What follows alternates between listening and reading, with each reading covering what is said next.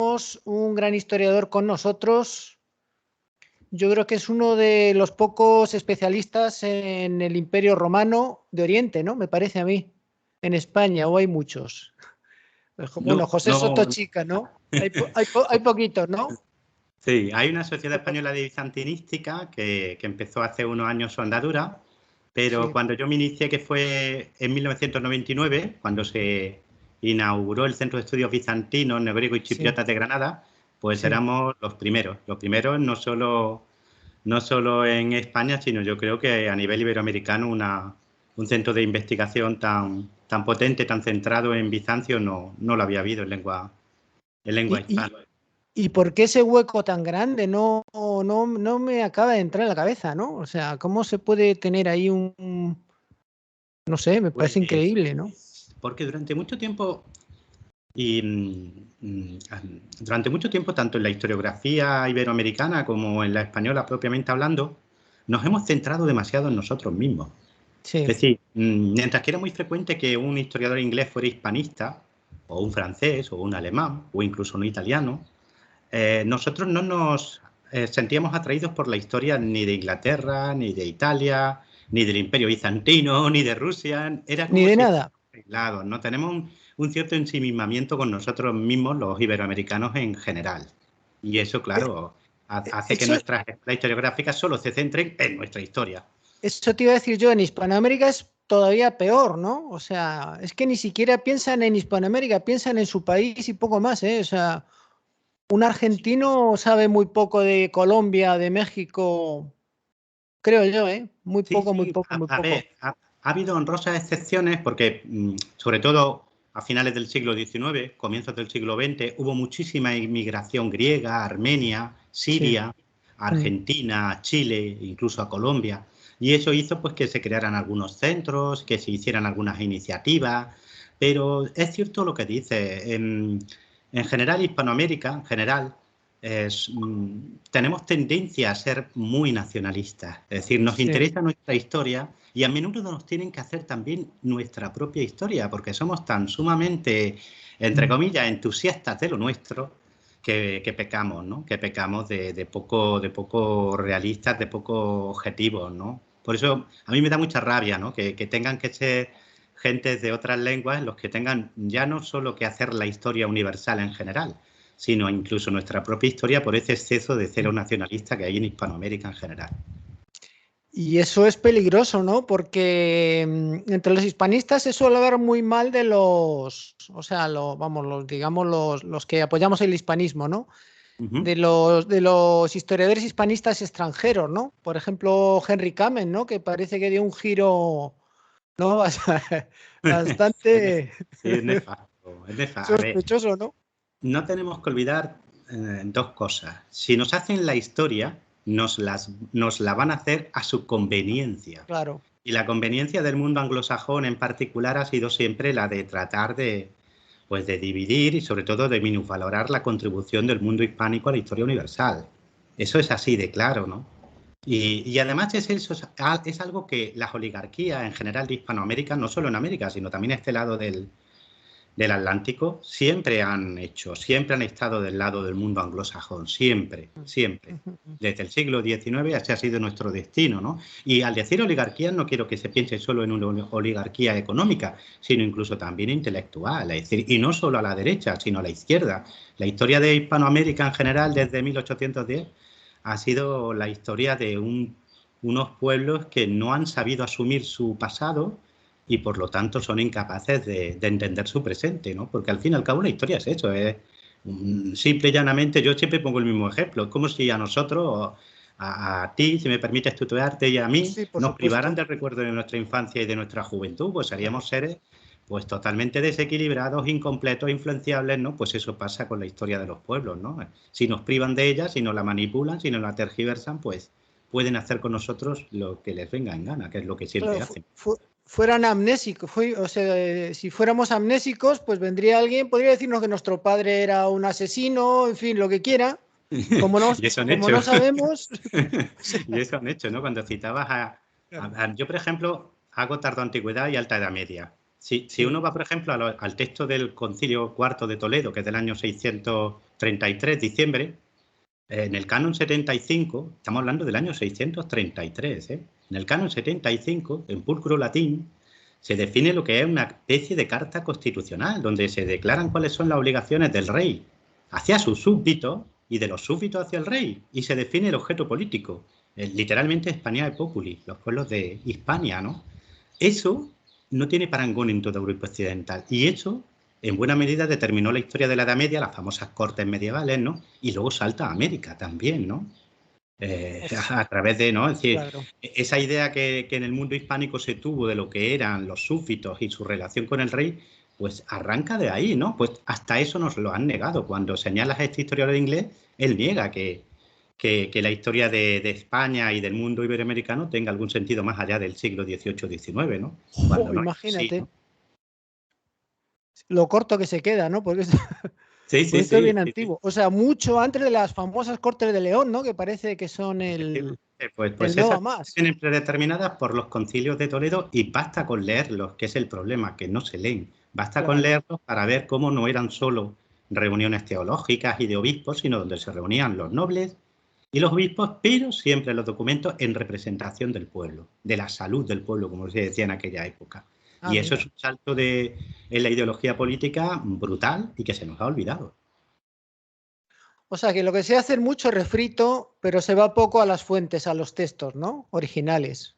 Sí, sí, sí, eso es un continuo en nuestra historiografía. Continuamente repetimos lo que se ha escrito y no nos preocupamos por ir a las fuentes originales. ¿Por qué? Pues porque es más difícil, porque es Claro, más arduo, porque es difícil a veces acceder a fatigoso. algunos documentos y es más fácil copiar, entre comillas, o volver a interpretar lo que otros ya dijeron hace Claro. tiempo. Y se cae en un bucle que se repite, se repite y se repite y no progresamos, ¿no? Estamos en lo Sí, mismo que antes. exacto, es como, seguro que a ti te suena lo que te voy a decir ahora mismo. Es decir, el Imperio Romano en el siglo IV era un mundo decadente, Sí, sí. Sí, destinado a desaparecer. las famosas decadencias, ¿no? Porque hablan Efectivamente. hasta de los músicos, ¿no? Es que ya con 40 años era decadente, siempre es el mismo cuento.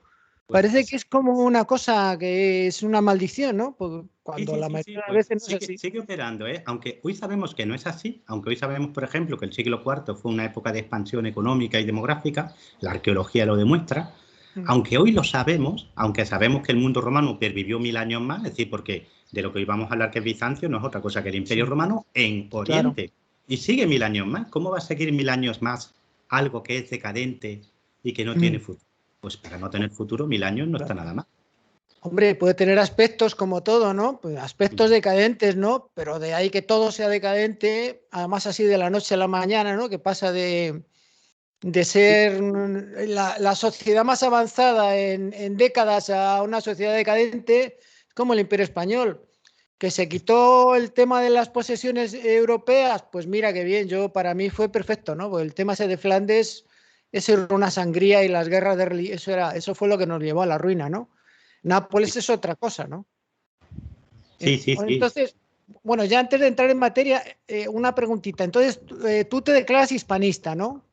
¿O no? Yo soy doctor en historia medieval y dentro de ese ámbito yo me he formado como bizantinista, Pero como me refiero que conspiranoico y como apoyas primera. un movimiento que yo creo que ahora ya está siendo bastante fuerte Sí, de volver a lo que la hispanidad fue, ¿no? Vamos, yo lo llamo hispanidad, ¿no? sí, Por claro, y bien resumir, ¿no? llamada está. Hispanidad. A lo que fue, ¿no? Sí, Vamos, a lo sí. que fue, ¿no? A lo que nos merecemos que sea, ¿no? A lo que fue, no se puede decir eso porque puede resultar un poco, lo que Ujú. fue, ¿no? Ahora es otra cosa distinta, ¿no? Pero Sí. que no tenemos el papel en el mundo que nos merecemos, pero ni de lejos, vamos. No, por supuesto que no, pero por culpa nuestra, Sí, sí, porque evidentemente. por aquello que te he dicho al principio, desde mi humilde punto de vista como historiador, porque de forma consciente se nos ha privado de nuestra historia, porque de otra manera, si no se hace así, hay que justificar este pequeño desastre de Mm. cómo un imperio, como un mundo tan poderoso y tan rico, incluso todavía en 1800, basta con leer Sí, los diarios de Humboldt cuando viaja por lo que hoy sería Iberoamérica, ¿no? Y que hace esas comparaciones que hacía entre el nivel de vida, por ejemplo, de un minero de Cornualles y de un minero de México, ¿no? O las cartas de esos navegantes, de esos marineros, de esos soldados norteamericanos a comienzos del siglo XIX cuando visitaban México y se quedaban perplejos de la urbanística, de todo lo que era la riqueza de la Ciudad de México, ¿no? Y del esplendor y de la cultura, y comparándola con Filadelfia o con Boston, ¿no? Positivamente, ¿no? Para darse cuenta de que algo no encaja en este Sí, puzzle, ¿no? Hay algo que no claro. encaja. Y como No, eso no no encaja. encaja, hay que justificarlo. Y como hay que justificarlo, en vez de asumir el fracaso, porque fue un fracaso lo que vino después, pues es mejor echarle la culpa a alguien, ¿no? Como digo yo, siempre es mejor que la culpa la tengan los demás. Nosotros Bueno, nunca claro, tenemos culpa. siempre es así. Mira, el otro día precisamente vi, creo que era la casa más vieja de Boston y era un caserón. O Ajá. sea, eso compara, bueno, me parece que estaba el gobierno, hay algo, ¿no? De la colonia. Eso Sí, comparado con lo que se hacía en la América Española, pero un caserón, ¿no? Eso era lo más viejo de Boston, ¿no? Que se supone la ciudad con más solera de Estados Unidos, bueno, aparte de Nueva sí, Orleans, ¿no? Pero de los Estados Unidos, la que tiene más solera es Boston, ¿no?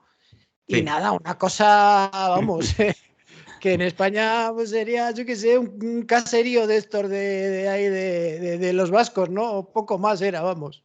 Efectivamente. Lo que pasa es que, fíjate, cuando antes hablabas del Imperio Romano, y es que han sido los dos grandes imperios que ha habido Mm, en la historia de claro. Occidente. Han sido los dos grandes imperios. Entonces, todo imperio va a tener siempre muchos enemigos, porque un imperio, cuando triunfa, cuando de verdad se prolonga a lo largo de siglos, es un proceso integrador.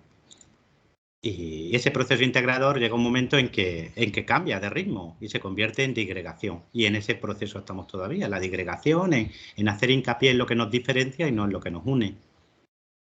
Pero ¿no crees que en estos, o sea, ahora mismo tenemos unas herramientas que antes no tenían, o sea, de comunicación, yo qué sé, de internet, la televisión, los libros? Sí, hay un Entonces, movimiento a favor, claro que claro, sí. no Hay es un lo despertar. mismo que en el Imperio Romano, que bueno, a lo mejor Britania pues se quedó aislado ahí y bueno, pero hoy en día no, o sea, hoy en día estamos, yo creo que estamos cada vez más comunicados los hispanos, ¿eh? Y nos Sí, entendemos cada sí, vez más. mi esperanza, esa es mi Sí, esperanza, sí, que hay sí. programas, que hay libros, que hay estudiosos que están reivindicando que la historia debe de ser algo más que una lamentación, ¿no?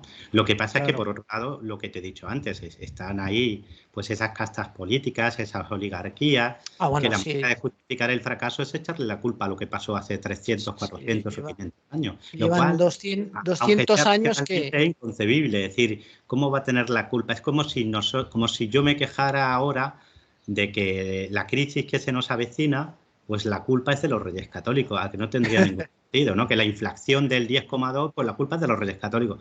Pues sería incongruente, sería esperpéntico. Pues eso es lo que llevamos haciendo más de pero, 150 pero años. no te extrañes, si la gente dice que la espada de Borgoña es fascista, pues ya con eso ya. Pero eso es eso, Porque, una porque como incursión lo a la llevan los eh, requetés, pues es una fascista, incursión a la que parte. tampoco eran fascistas, ni siquiera habría que ver si eran fascistas de verdad la falange, ¿no? O sea, los Sí, sí, requetés, por supuesto que no, vamos. En sí, fin, pero eso es incultura pura y dura. Lo que sí, pasa es que pura y dura, pura y ya sabes dura. tú que es muy atrevida y se lanzan, como digo yo, ¿no? Ahí a degüello cuando realmente pues es lo que decíamos antes, ve a las fuentes. No repitas lo que otro ha dicho. Trabaja y vete a las fuentes y bueno, y esa es la labor del historiador, ¿no? Ir a las fuentes y Claro, darle claro, al claro. lector ya un producto acabado, entre comillas, ¿no? Y Y desgraciadamente hoy, eso a menudo no se hace. hoy en día es mucho más fácil, están los archivos en internet, viajar es barato, rápido, cómodo. Madre mía, es que hay unas y yo lo que digo siempre es que España necesita un ejército de historiadores que se vayan a los archivos, porque ¿cuánta documentación habrá que ni siquiera ni se ha tocado? Un montón, ¿no? Sí, claro, La mitad, el sigue ochenta por habiendo mucha ciento una información ahí barbaridad, ¿no? esperando. Sí, sí, claro que sí. Y no solo información que está por analizar, sino por confrontar, hoy día hay la posibilidad de trabajar con otros especialistas. Yo, por ejemplo, ahora estoy Claro, trabajando claro. Eso es con la cuestión. paleoclimatólogos. En fin, hay tantas posibilidades para volver a traer el pasado al presente que ahí estamos, ahí Pero estamos. hay que hacerlo sin apoyo constitucional, digo institucional prácticamente, ¿no? Porque realmente yo no sé ni qué están pensando, ¿no? Sí, es muy triste a veces.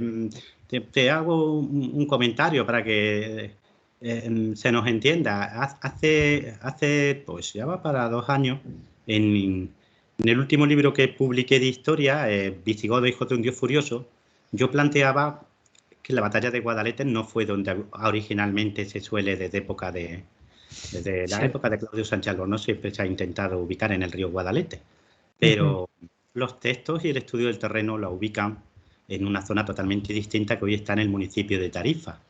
Y lo sabemos, y tenemos pues imágenes con drones, etcétera, etcétera. Bueno, pues no hay manera de recibir un mínimo apoyo para hacer una prospección arqueológica que ponga al descubierto lo que sería esa riqueza patrimonial, ¿no? Es la batalla que cambia la historia de la Edad Media Claro, claro. en la península ibérica y a través Imagínate. de ello en el mundo, ¿no?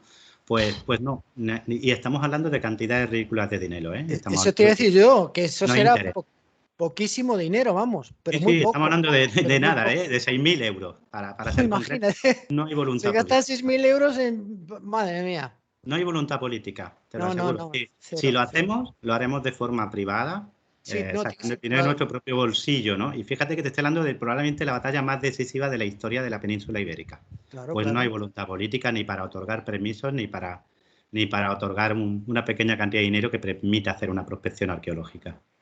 Madre mía. Bueno, para eso estamos aquí nosotros, para aquí aguantar el tirón, ¿no? Sobre Sí, todo sí, tú, ¿no? sí, no nos queda otra. La gente que sabe, ¿no? Sí, Que sí, y sí, sí. luego, pues, y divulgar lo más posible, ¿no? La pena es que este canal es pequeñito, ¿no? Pues esto tenía que ser canales grandes, ¿no? Que tuviera mucha audiencia, ¿no? Pero bueno, vamos a empezar por aquí y luego ya seguiremos. Claro que sí. Bueno, pues ya vamos a entrar en materia y bueno, te quería pedir una visión general del Imperio Romano de Oriente. A ver, que es es súper amplio, pero a ver qué nos puede decir. Pues el Imperio Romano de Oriente es un personaje incómodo. Es como en esas novelas, ¿no? Que hay un personaje que genera incomodidad porque hay algo que no encaja en la novela, ¿no? Y hay que intentar averiguar qué es lo que no encaja, ¿no? Quién es el asesino, entre comillas. ¿Por qué? Porque lo que te he dicho antes, siempre se nos explica que Roma estaba condenada a desaparecer, que era un imperio decadente, etcétera, etcétera. Es decir, vamos, que estaba cantado que debía de caer. Claro, eso pasa en Occidente, pero en Oriente no. En Oriente el imperio no solo pervive 1000 años, sino que tiene periodos de esplendor sin igual.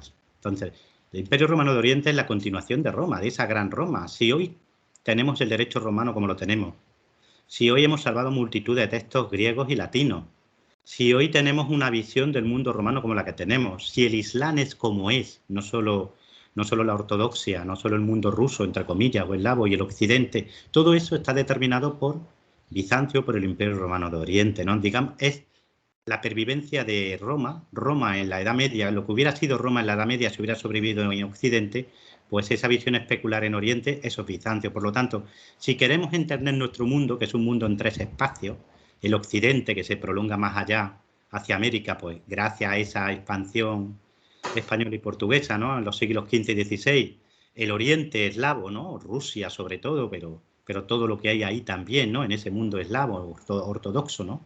Y el mundo islámico, esos 3 espacios surgen, se forman, crecen a partir de ese mundo romano de Oriente, ¿no? Así que es una pieza clave en nuestra historia. Yo no sé si esto tendré razón o no. O sea, los reinos cristianos de Occidente, ¿tú crees que dejaron que cayera el Imperio Romano Oriental? O sea, no le prestaron la ayuda porque las cruzadas de vez en cuando, Uh -huh. ya que estaban allá, pues los saqueaban, ¿no? Ya que les pillaba de camino, Sí, pues sí, sí. algo se llevaban. Sí, tal fue, es decir, en 1204, es decir, el peor golpe que se lleva el Imperio Romano de Oriente se lo dan los cruzados, los latinos, como Sí, decían ellos. El sí. saqueo de Constantinopla en 1204 dejó al imperio al borde de la desaparición. Se prolonga 250 años más, pero evidentemente ya sin ningún tipo de capacidad de volver a hacer lo que fue, ¿no? Los turcos le ponen final en 1453 y probablemente simplemente con un poco de ayuda por parte de Venecia o de Nápoles hubiera Sí, sobrevivido. sí. Constantinopla hubiera podido sobrevivir con todo lo que ello hubiera supuesto luego para la historia de Europa. Recordamos que el Imperio Turco Otomano pues llega bien en 1529 o a Malta en 1555, si no me falla la memoria, o 56, no recuerdo ahora bien la fecha. la lucha que tiene el Imperio Español con el Imperio Otomano, etcétera, etcétera, etcétera. Todo eso, si Occidente, si Venecia, si Génova, si Roma, si Nápoles hubieran ayudado un poquito, se hubiera podido salvar, ¿no? También te digo una cosa, el Imperio Turco-Otomano no deja de ser otra cosa sino una especie de continuación del Imperio Bizantino, pero islamizado. Es decir, el título que adopta Mehmed el Conquistador es Kaiser al-Rum, es decir, el César de los romanos. Es que para ellos también es su historia, ¿no? Es decir, esa visión que tenemos de vincularlo todo, ¿no?, a nuestra propia herencia cultural no es del todo acertada, porque el Islam se educa a partir de ese legado también, ¿eh? Pero eso quería preguntarte también. O sea, ¿cómo es posible que el Islam, o sea, los árabes, que se supone que era un pueblo con un nivel cultural bajo, ¿no? ¿O estoy equivocado?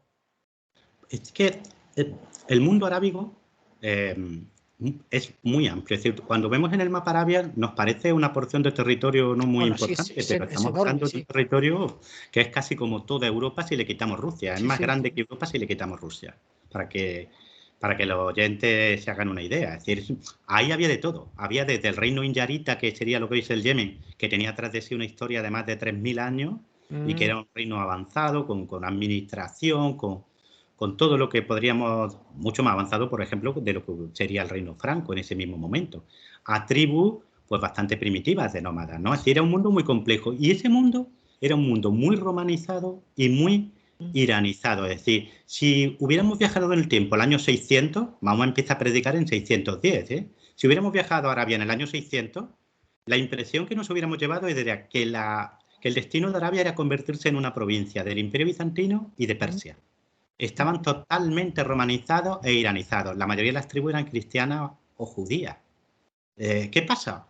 Que esos dos grandes imperios se ensarzan en la última de sus grandes guerras de 25 años, y lo que había sido el patio trasero de esos dos imperios queda librado a su suerte. Y ahí surgen una serie de profetas, yo los llamé los profetas guerreros, entre los cuales destaca y termina imponiéndose Mahoma.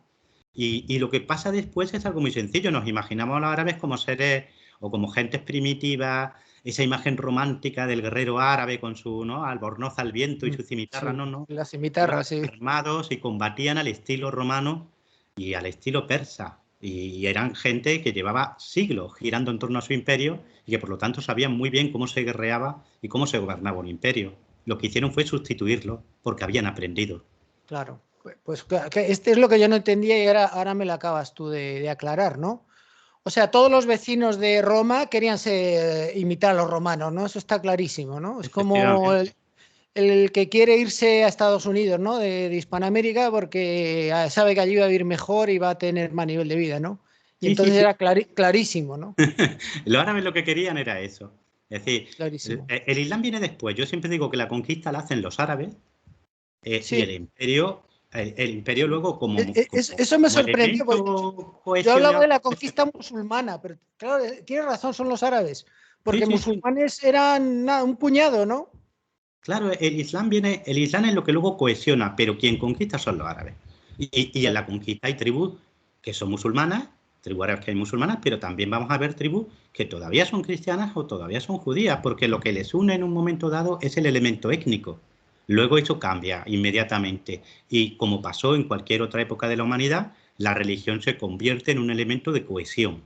Y entonces ya el Islam cobra un protagonismo que en los primeros compases de la conquista todavía no tenía, ¿no? Y volviendo sobre lo que antes hablábamos, yo invito a quienes nos oyen pues que busquen imágenes del siglo VII y verán cómo los guerreros árabes, en bajorrelieves, en marfiles, en mosaicos, tú no los vas a distinguir de un guerrero bizantino o de un guerrero persa del momento. Armadura, espadas de doble hoja recta, eh, yelmos, todo al estilo romano y persa. Es decir, no hay esa visión, ¿no?, del señor que va, ¿no?, ahí un poco, ¿no?, por la fe conquistando. No, no, no, no. Eran gente que había combatido por el Imperio Romano como mercenario o por el Imperio Persa y que aprovecharon una debilidad momentánea para apoderarse de unas provincias riquísimas. Y en un principio y durante siglos son una minoría. Es decir, cuando llegan, por ejemplo, aquí a la península ibérica, no hay que pensar que de una noche para otra la gente dejó de hablar latín y de ir a la iglesia para hablar árabe e ir a la mezquita. Eso es un proceso que dura un par de siglos, y lo mismo pasó en África y en Egipto y en Siria, etcétera, etcétera. Está claro. Entonces, a ver, quería también hablar del el cisma de Oriente. ¿Qué Ujú. supuso realmente? O sea, ¿fue un mazazo para la cristiandad? Porque ahora se ve como una cosa, o sea, lo de Lutero, pues sí, ¿no? Se ve que fue un problema grave, ¿no? Pero Sí. como que lo del cisma de Oriente es como una cosa antigua, ¿no? Que no se sabe muy bien qué pasó ahí, ¿no? Pues Eh, sí, sí, sí, pero dime, fíjate dime. si es moderno, que pongo un ejemplo. Cuando A ver, cuando el Papa Juan Pablo II, Wojtyla, visita Atenas en los años sí, 80, no recuerdo sí. exactamente el año, perdonadme, creo que no sé si fue el 84, el 85, pero los 80. Cuando él visita Atenas, el patriarca ortodoxo de Atenas ordena a las iglesias de la ciudad que doblen a muerto como protesta. Sí, la brecha sigue abierta, es decir, a lo mejor para la inmensa mayoría del mundo católico o protestante no, pero te aseguro que en Oriente, yo he estado en Grecia, conozco bien ese país porque he trabajado con muchísima gente de Grecia en el Centro de Estudios Bizantinos de Granada, allí sigue abierta la brecha, en el Oriente cristiano sigue abierta la brecha porque para ellos lo grave no fue el cisma como tal, el del año 1054, eso no tuvo casi repercusión en la época. Fue un desencuentro eh, grave, pero no decisivo. Lo que hizo realmente generar una brecha insalvable entre la cristiandad occidental y la oriental fue el saqueo de Constantinopla en 1204. Eso Mm, abrió unas filas terribles, porque en el mundo ortodoxo se entendió como lo que fue, es decir, una puñalada por la espalda. por la espalda, ¿no? Es decir, nadie esperaba que unos guerreros que supuestamente iban a la cruzada terminaran asaltando ciudades cristianas como Zara, que pertenecía al rey de Hungría, o como la propia Constantinopla. Y el saqueo de Constantinopla en 1204 por los cristianos de Occidente fue mucho más salvaje, brutal y terrible, por ejemplo, que el de los turcos en 1453. Así que allí sí sigue abierta la brecha, ¿eh? Sigue siendo algo Pero, moderno. pero españoles no habría en ese asalto, ¿no? En el 1204, no, no. En el de 1904 no, en el de 1453 hay que reivindicar que el capitán de la guardia, o al menos uno de los capitanes de la guardia del emperador, era un señor de Toledo y que hubo Ajá. 400 catalanes y aragoneses que murieron hasta el último hombre defendiendo Constantinopla. Mira, vi yo una serie turca sobre la toma de Constantinopla. Estaba bastante bien, ¿eh? Me sorprendió. Lo Sí, cuenta sí, bastante sí, bien, ¿no? es Y buena. estuvo a punto de lo que tú dices, ¿no? Con un poquito de ayuda, ¿no? Porque realmente pelearon como leones, ¿eh? Porque, madre mía, Sí, sí, no sí, sé en qué fue proporción la estarían, defensa pero constantinopla fue épica. bajísima. Sí, sí, sí. Y con un poquito de ayuda occidental se hubiera librado, ¿no? Que Sí, también yo, era un símbolo, ¿no? Porque era otra vez Roma caído otra vez, ¿no? No era eso, ¿no? Se ah, supone que había caído en la Edad Media y ahora volvía a caer la nueva Roma, ¿no? efectivamente, Constantinopla. efectivamente. Ahí cae la nueva Roma, nos queda la tercera Roma, que dicen los rusos que es Moscú, Eso te iba a y preguntar. lo que te comentaba en una conversación, y el título imperial que pasa al rey de España. Y realmente tú crees que, bueno, se me olvidó una cosa preguntarte sobre, Sí. bueno, te voy a preguntar esto primero. ¿Tú crees que el Islam es una forma de arrianismo o no? El, ¿O es el, una tontería? El pero Islam, ¿no? no. Es No, más, no. vamos a ver, esa vieja tesis, que es la tesis de Olawey básicamente, Olawey Mm. era un ingeniero muy, muy ligado a Falange, Sí, curiosamente, y para sí. que veas hasta qué punto la ideología nos vuelve un poco turuletas, ¿no? En general, a los seres Sí. humanos, ¿no? Fíjate lo que te he dicho, Olawey, Falange, ¿vale? Pues este señor se transforma en los años 80 en la Biblia del nacionalismo andaluz y de las izquierdas. Porque como él planteaba que la conquista árabe de la Hispania visigoda no había existido, sino Sí, que había sí. sido un proceso de aculturación, de conversión pacífico y paulatino, negando todos los textos, no solo los textos occidentales, sino también los propios textos de la historiografía árabe del momento, ¿no? De los siglos IX, X, XI, ¿no? Bien, pues eso se ha reeditado una y otra vez aquí, con dinero público, una y otra vez. Fíjate hasta qué punto, ¿no? Y la tesis de Olawey era esa, que lo arriano había sobrevivido en el mundo visigodo y que por eso fue tan fácil que el Islam terminara entrando y aculturando, entre comillas, a los visigodos y que no hubo conquista, sino aculturación. Esa es la tesis. El Islam no tiene nada que ver con el arrianismo. El arrianismo surge en el siglo IV, en el Mm. siglo IV, va evolucionando como cualquier otra doctrina, ¿no? Básicamente al final se determina por una relación entre Dios Padre y Cristo, que es Dios, pero digamos que es un Dios creado, es un Dios inferior, es un Dios que está en un segundo plano, ¿no? Está Dios Padre y Cristo, ¿no? Y Cristo, ¿no? En el que la parte humana, entre comillas, es preponderante, ¿no? Esto en el Islam lo que se plantea es otra cosa totalmente distinta, ¿no? En el Islam lo que se plantea, que también tiene su evolución, ¿eh? No es lo mismo el Islam del siglo VII que el Islam del siglo XI, como ocurre con el cristianismo, ¿no? Pero en suma, en el Islam hay una conexión con el mundo judío y cristiano, por supuesto, basta con leer el Corán, pero digamos que la visión que hay de Dios creador, es mucho más potente, mucho más desligada de cualquier cuestión cristológica, ¿no? No, Cristo tiene un papel en el Islam, eso lo sabe muy poca gente, no nos preocupamos por leer el Corán, ¿no? Es junto con Mahoma el profeta que está más arriba, ¿no? Se admite también la crucifixión de Cristo, aunque de forma simulada, entre comillas, ¿no? La concepción virginal de María, todo eso se admite en el Islam, ¿eh? Pero no tiene nada que ver con el arrianismo. Qué curioso. Entonces, ¿el Islam qué sería? ¿Como una mezcla entre cristianismo y judaísmo? ¿O algo totalmente nuevo? Toda religión no surge de la nada nunca, ¿no? Es decir, el cristianismo tiene muchos elementos del judaísmo, pero también del paganismo Claro. clásico, ¿no? Por ejemplo, incluso del germánico. Muchas de nuestras fiestas, si uno rasca un poquito, tienen detrás un pasado pagano, ¿no?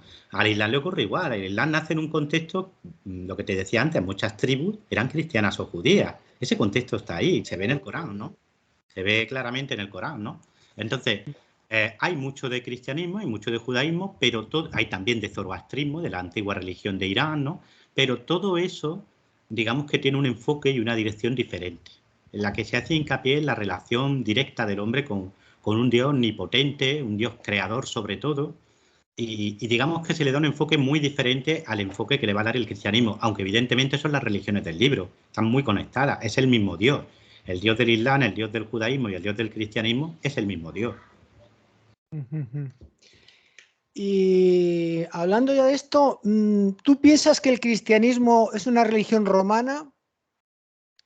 ¿O Sí. también es una pregunta tonta? Vamos a ver, el O sea, cristianismo surge en un ¿por contexto... qué, Claro, por sí, qué sí, ¿no? Roma necesitaba una religión monoteísta? Porque Bien. está claro que el emperador, o sea, las élites romanas, los dirigentes, hicieron una religión a su medida, lo que necesitaban, pienso yo, ¿no? No sé. Sí, sí, sí, sí. Sí, es así. Mira, Roma, Imperio Romano, antes te decía que los imperios cuando perviven, cuando se prolongan, cuando no son una cosa de un chispazo como el Imperio Británico o el Imperio Francés, sino cuando se prolongan siglos, Sí. como pasó con el Imperio Romano o con el Imperio Chino o con el Imperio Español, se convierten en elementos que congregan, es decir, que agregan cosas, es decir, que conforman, ¿no? Esa es la cualidad de un imperio. Roma no, es el modelo. Roma, mucha gente se sorprende, pero en última instancia era una confederación de miles de ciudades regidas por un Augusto. Un imperio así, donde lo local tiene tanta fuerza, necesita elementos unificadores. Y Roma lo intentó varias veces. En el siglo III, el emperador Aureliano intenta hacer eso en torno al culto al sol, el dios Sol, Sol Invictus. Lo intentan hacer Diocleciano y Máximo, con la vieja tradición romana, haciendo hincapié en la vieja tradición romana, ¿no? Pero no funciona. ¿Por qué el cristianismo funciona? Porque el cristianismo tiene una serie de condiciones fabulosas. Primero, es una religión universal, en la que tú puedes formar parte, seas hombre o seas mujer. Es decir, la carta, en el capítulo, creo que es el capítulo 49 de la carta a los Corintios de Pablo, se dice hombre y mujer, gentil y judío, todos en Cristo. Sí, es una religión universal. Y en un imperio universal, en Roma era tan romano un señor de Mauritania tingitana, es decir, de lo que hoy era Marruecos, como podía ser Lucio Quieto, que fue cónsul, como lo podía ser un britano, como lo podía ser un hispano, o un dacio, o un tracio, o un griego. Sí, todos se sentían romanos, independientemente del color de su piel, de la lengua y de las tradiciones particulares que seguían existiendo, ¿no? En un imperio así, una religión universalista como el cristianismo, entre comillas, era el premio gordo, ¿no? Luego tenía otra cuestión. Roma salía de una crisis muy, muy grande, la del siglo III, que casi acaba con Roma. En esa crisis había habido episodios como la peste de Cipriano, que habían dejado la población reducida pues, a una cuarta parte, invasiones, guerras civiles, etc. El cristianismo era una religión con un carácter asistencial muy fuerte. La gente observaba que las comunidades cristianas sobrevivían. Porque si tú visitas las ruinas de una iglesia del siglo IV te llevarás una sorpresa. No solo está la iglesia. En torno a la iglesia hay almacenes, etcétera, etcétera. Porque digamos que la caridad, que ahora nos parece un concepto fundamental, la solidaridad, ahora nos parece algo normal, ¿verdad? Eso es una revolución y eso lo hace el cristianismo. Es decir, a un romano del siglo I no le dijeras que sintiera empatía por un señor de Hispania que estaba pasando hambre. Con suerte sentiría empatía con sus conciudadanos, con mucha suerte, ¿eh? Pero no con un señor desconocido.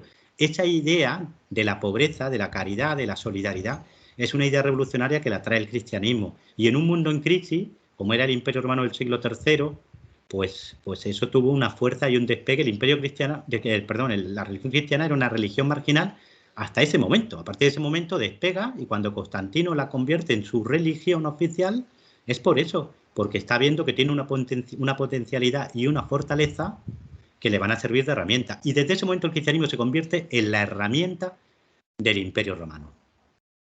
O sea que fue un progreso moral, digamos, ¿no? Sí, sí, ¿por qué no admitirlo? Es que fue así. Claro. Es que fue así.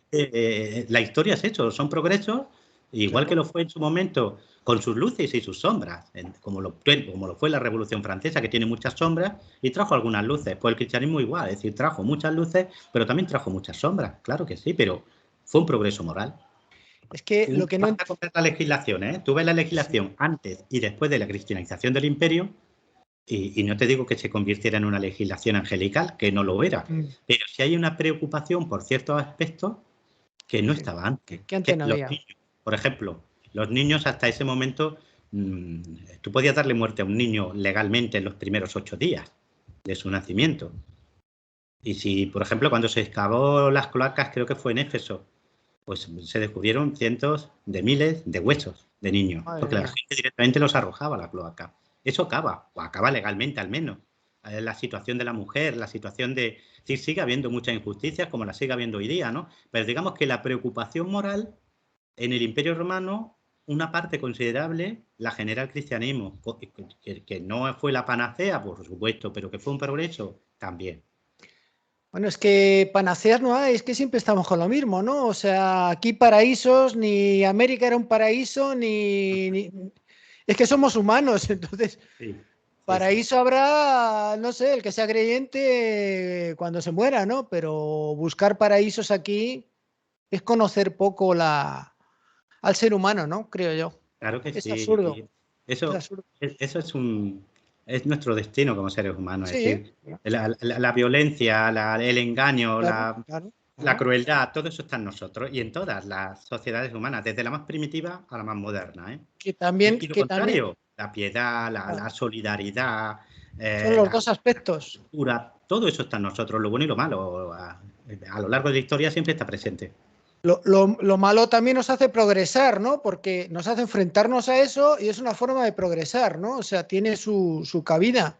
Sí, sí, Pero por como hoy supuesto. todo tiene que ser maravilloso y perfecto, o sea, no puedes envejecer, no puedes, o sea, esto, Sí, sí, una sí, cosa sí. idílica, Sí, ideal, sí. que no existe, porque la vida no es eso, pues Sí, quieren aplicarlo a la historia y también. por eso, fíjate, por eso proyectamos al pasado los paraísos.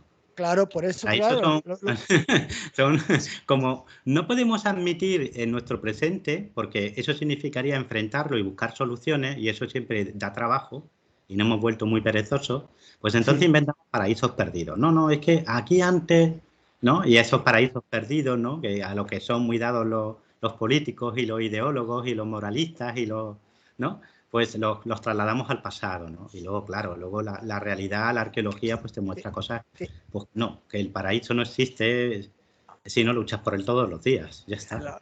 Lo primero te inventas una historia, ¿no? Como que es ideología pura, ¿no? Como los separatistas catalanes, ¿no? Que se inventan ahí una cosa que Sí, ya sí, borda pero es ya por esa necesidad. Siempre es más fácil, lo que te he dicho antes, siempre es más fácil que la culpa la tenga alguien, que no seas tú, por supuesto, y siempre es más fácil pensar que hubo un tiempo en el que todo era perfecto y que alguien pero, malvado vino y lo estropeó.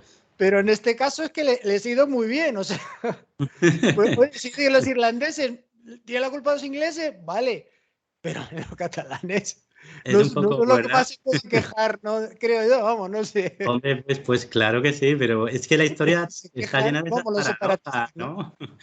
Está llena de esas paradojas. Yo me río mucho cuando ve unos determinados líderes políticos y ve uno sus antecedentes familiares, pues te da la risa, ¿no? Pues señores, bueno, allí en América pues tenéis también unos pocos ejemplos, ¿no? Sale un señor con dos apellidos españoles y que Mm. resulta que su padre es de Cantabria, que emigró de Santander Sí, y, como el y presidente habla de como si México. fuera el hijo de Cuauhtémoc, ¿no? Es decir, es una cosa realmente sorprendente, ¿no? Como, y aquí igual, aquí te sale un señor que se llama, como puede ser en este caso, tantos y tantos ejemplos aquí en la política nacional nuestra, ¿no? Rufián, por ejemplo, y que su madre es de Sí, Sevilla y sí, sí.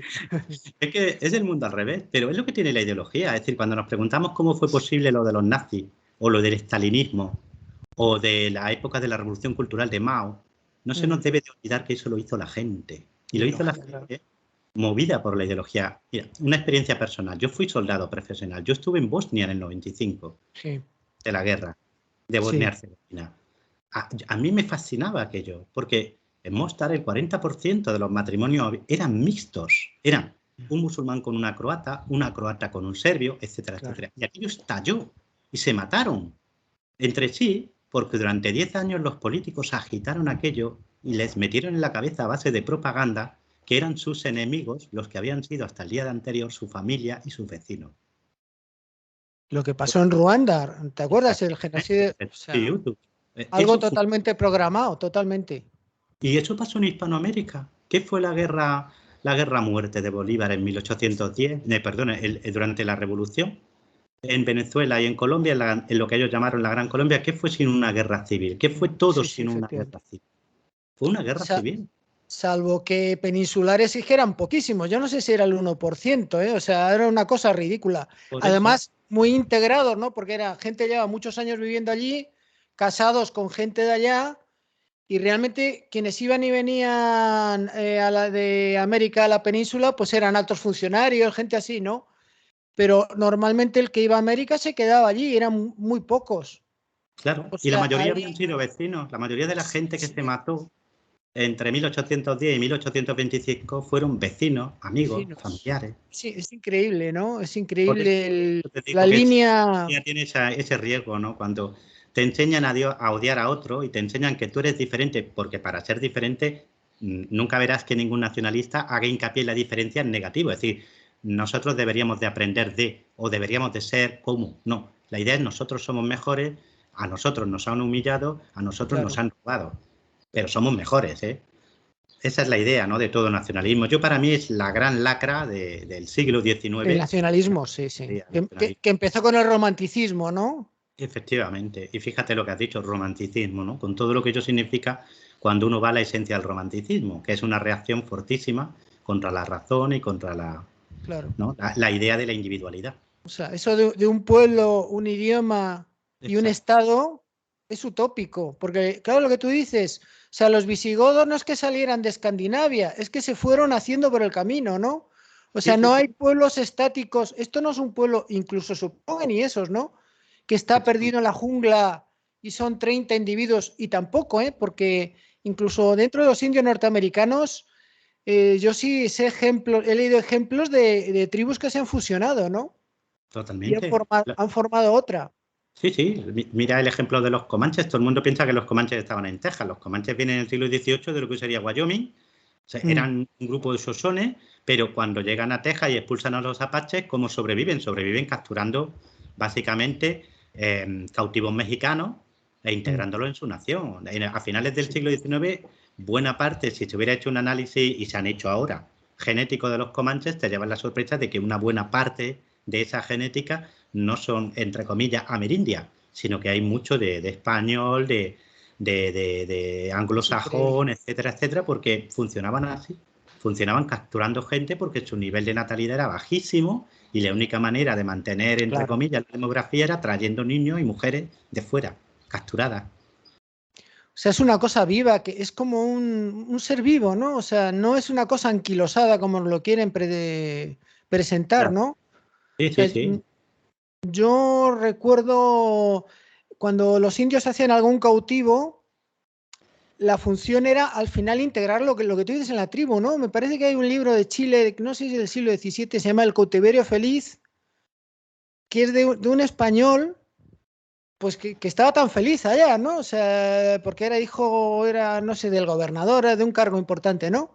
Y le Sí. secuestraron, una batalla le cogieron prisionero y claro, estaba temblando, ¿no?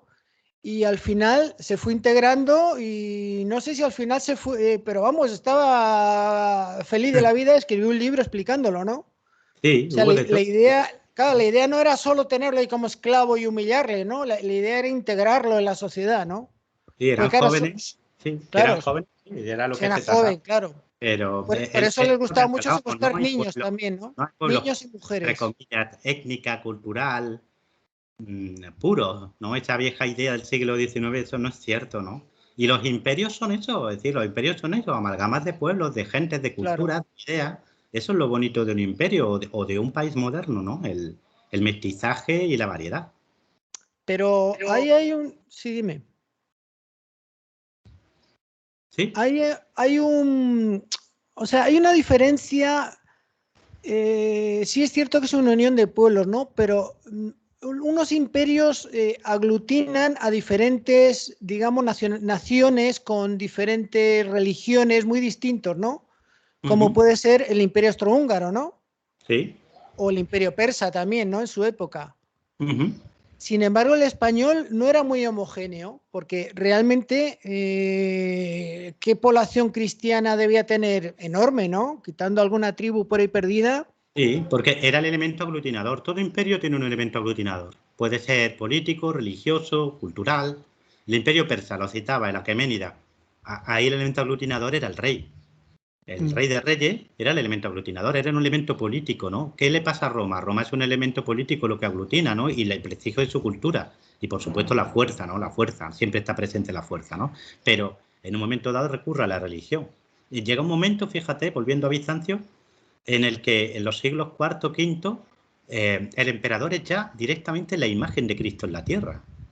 Eso es lo que aglutina, es decir, rebelarse contra el emperador es rebelarse contra Cristo. España hace lo mismo, hace hincapié en un elemento que es el religioso. ¿Por qué? Porque se ha forjado, es decir, lo que es el reino de los reyes católicos se ha forjado en eso. Es decir, la tradición de Castilla y Aragón es la tradición de la reconquista. Palabra que se podrá discutir todo lo que queramos, pero que expresa una realidad. Aunque es una palabra de finales del 18, explica Claro. una realidad, ¿no? Y esa realidad es la que forja el reino que luego se va a prolongar a la América, ¿no? A No, través del descubrimiento y la conquista. Es así. Y ahí el elemento religioso es vital, porque es lo que realmente aglutina, ¿no? claro, es Pero luego que tú sí, rascas y fíjate, un tlaxcalteca. Los tlaxcaltecas están en Filipinas, van a Filipinas a hacer la sí, sí, conquista. sí. Los ves en América del Norte, los ves en Guatemala. ¿Qué tenía que ver un tlaxcalteca con un señor de Sevilla o de Santander, no? La religión, Tlaxcalteca, pues dice un indio del norte del incaico, ¿no? Como pasó con muchas tribus del norte que se alían con Pizarro para luchar contra los incas, ¿no? Es decir, sí. eh, al final lo que se trata es de aglutinar gente muy diversa y de congregarla en torno a una idea común, que va a ser el rey y la religión. Es que lo que nos une, o sea, la gente habla de español, que nos une el español, pero realmente cuando se separaron las repúblicas americanas, yo he ido, no sé, la mitad o incluso un tercio hablaba solo español, ¿no? O sea, había más gente que no hablaba español que gente que hablaba español. O Sí, sea, por esa realmente no fuerza de puedes, indigenismo. sí, o sea, la hispanización la siguen Había todavía las mucha población repúblicas, ¿no? indígena, claro. Sí, sí, sí. La- o sea, lo que no entiendo, no hay un corte brusco, no, no, no. La hispanización continúa 200 años más, ¿no? Y el Claro. idioma realmente mayoritario lo crea las repúblicas, Sí, no sí, lo sí, sí. crea la monarquía, ni mucho Así es. menos. Eso es Entonces, labor que termina de hacer el México independiente o el Perú independiente. Esa labor, entre comillas, de hispanización, de convertir el español en la lengua vehicular, la empieza el Imperio Español, pero la terminan las repúblicas independientes. Claro, claro. Por ¿Por eso qué? Por cuando... lo que hemos dicho antes, pues necesita elementos aglutinadores. Son países muy diversos y sin ese elemento aglutinador pues no pueden funcionar. El otro elemento aglutinador es la mitología. Todo país necesita una mitología. En el caso de la República Hispanoamericana, esa mitología va a ser los libertadores. Lo que pasa es que se han buscado unos elementos.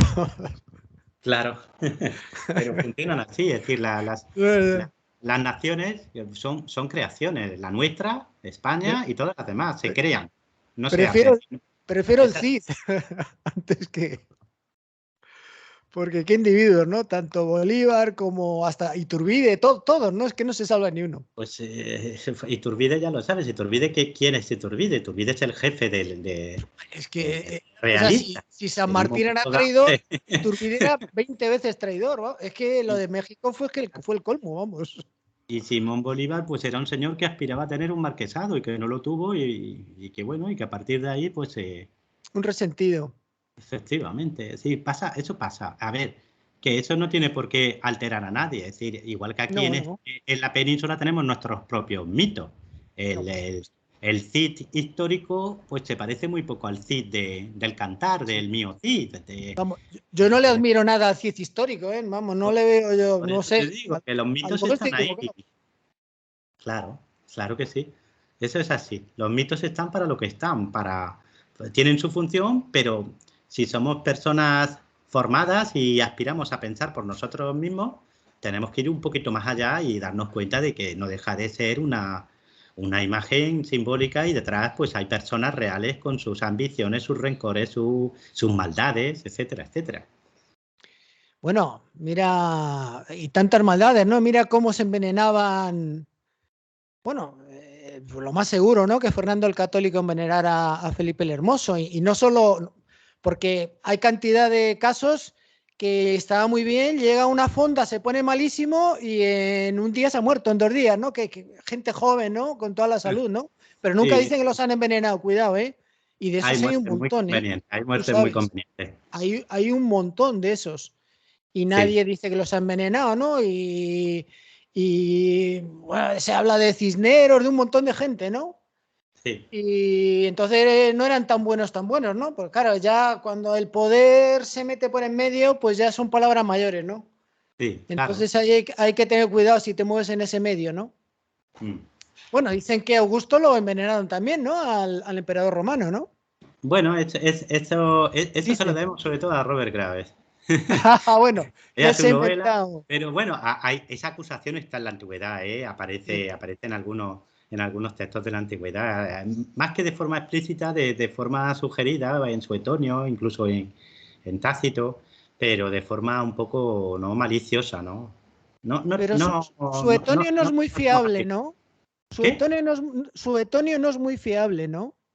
Hombre, Suetonio escribe lo que escribe, le escribe de vidas de unos césares en las que él lo que quiere es, él escribe para su público, el público de finales del siglo I, comienzos del siglo II, y lo que quiere es dar una lección moral, es decir, estos príncipes, estos son los buenos príncipes, estos son los malos príncipes, ahora que tenemos un buen príncipe, que tome nota de lo que está bien y de lo que está mal y del riesgo de ser malo. Es decir, el riesgo de ser malo es que te condene la memoria, que te condene la historia. Claro, claro, claro. Y eso a los romanos les importaba mucho. A lo mejor a nuestros políticos no, pero en el mundo romano el juicio de la historia lo tenían muy, muy presente. Es decir, nadie quería dejar una mala memoria. Es lo que no entienden de los conquistadores, que se habla mucho de que buscaban oro, pero gran parte buscaban gloria, ¿no? Sí, y claro. memoria, porque es que lo es. Y se lo jugaban todo por la fama. Hernando de Soto era rico, lo siguiente. Todos, muchos, bueno, Se lo todos no, pero todo muchos. en una locura que es irse a Norteamérica y muere enterrado literalmente en el río Mississippi. Sí. Y Pizarro era rico y Hernán Cortés era alcalde y el Cano se volvió, otra vez se metió en otra expedición donde murió, ¿no? Creo que invirtió todo el dinero de su familia, o sea, se arruinó, ¿no? Arruinó la familia. Es que O eso es sea, difícil de entender para nosotros, pero la fama era muy importante, muy pero importante. porque se supone que es el hombre medieval. Bueno, yo no sé, o sea, digamos que esa gente no tenía compartimentos, ¿no? O sea, ellos eran una única visión que tenían, o es una tontería esto que digo. O sea, nosotros tenemos lo económico, lo religioso, todo muy separado, ¿no? Ellos no, era una sola visión en conjunto, ¿no? Me parece a mí. Ellos tenían un mundo más acabado que el nuestro. Es decir, a mí, cuando tú haces historia, es decir, cuando te vas a los textos de la época, que es lo que hay que hacer, lo primero que tienes que hacer es deshacerte de tus De prejuicios. prejuicios. Es decir, no puedes juzgar a la gente del siglo XVI o del siglo I con tus presupuestos morales. Es decir, es absurdo. Eso demuestra analfabetismo funcional. Es decir, tú no le puedes pedir a un romano del siglo I que sea antiesclavista, que no sea machista, que sea solidario. No, no funciona así. Es que no podía serlo. No es que no quisiera, es que no podía serlo. Lo mismo pasa con el siglo XVI, ¿no? Es decir, primero tienes que despojarte de tu forma de ver el mundo, tienes que intentar ver el mundo como lo veían ellos y te llevas una sorpresa de que ellos tienen un mundo muy redondo. Tú has acertado de pleno, es decir, esos compartimentos estancos que nosotros hacemos entre lo religioso, lo público, lo económico, lo Claro, cultural, en el siglo XVI no operaban. Es decir, tú eras y lo eras por completo y del todo. No efectivamente. decía, bueno, voy a separar esta parte de, no voy a meter esta parte, ¿no? En lo religioso, pues Era claro, todo. era fundamental. Es decir, no podían hacer otra cosa, es que no podían entender el mundo sin eso. Para ellos, la fama, la religión, pues eran los dos motores de su vida. Y iban Sí. juntos. Que luego estaba la ambición, por supuesto, estaba el rencor, el engaño, Sí, todo eso pero estaba, ¿no? una Pero ambición. Pues mira, Cabeza de Vaca, con lo que sufrió, luego se va ahí al Paraguay a pasarlo mal. O sí. sea, por dinero no lo hizo. Vamos, No, estoy no seguro. tenía necesidad, no tenía necesidad. Nosotros no lo podemos entender por eso, porque para nosotros hacer una fortuna como la que hacían algunos de estos conquistadores y desparramarla por una nueva aventura, por la posible gloria que No, ibas a alcanzar en una nueva y aventura, luego sería se metían a imposible. frailes también muchos, ¿eh? Claro. Bastante, Sí, sí, bastantes. sí. Sí, sí, es que era así, es que era otro mundo, ¿no? Yo hace poquito que hemos celebrado la vuelta al mundo del Cano, ¿no? De Magallanes y el Sí. Cano, ¿no? Es que no nos entra en la cabeza, ¿no? Es decir, gente así, gente que se pega 3 años dándole la vuelta al mundo, ¿no? Y que lo primero que hacen cuando desembarcan es ir en procesión con una vela, ¿no? A darle gracias a la Virgen. Eso a nosotros ya no nos entra en la cabeza. No se entra en la cabeza. Y cuando tú ves la Pero tripulación del barco, dices, eran 18 y de los 18 nacidos en Castilla, pues no recuerdo la cifra, pero creo que eran 5 o 6. El resto era de todo, fíjate. alemanes, italianos, griegos. Sí, pero su visión del mundo era Era esa, igual, ¿no? era esa, era la Porque, que tenía, el servicio al rey claro. y, O sea, la... primero Sí, la religión, ¿no? O sea, yo creo que unos se definían, bueno, yo soy cristiano, súbdito de Felipe II, ¿no? Y sí, luego soy de Alba de Tormes. O sea, no decían. Por eso lo que sí, tú sí, sí, hablabas, claro, lo que tú hablabas de. El ecuatoriano este, sea Núñez del Arco, me sorprendió porque dijo, ¿cómo dijo? Que era Hispanoamérica era una confederación de ciudades Roma era eso, dirigida. Roma era eso. Claro, Sí, sí, eso es, ¿no? Como sí, Roma, sí, dirigida por un monarca, ¿no? sí, sí, sí. Roma era Pero eso, era Roma la eran unas ciudad 3.000 y su ciudades, 3.000 territorio, ¿no? ciudades con su territorio. O sea, Y cada ellos no ciudad tenía hablaban su nunca. senado. Tú no le dirías a uno decir, no, yo soy novohispano. Eso lo decimos nosotros, pero ellos no lo decían. Yo soy de donde No, sea, ellos ¿no? eran De españoles de Veracruz, ultramar y españoles de la península, ya está. claro.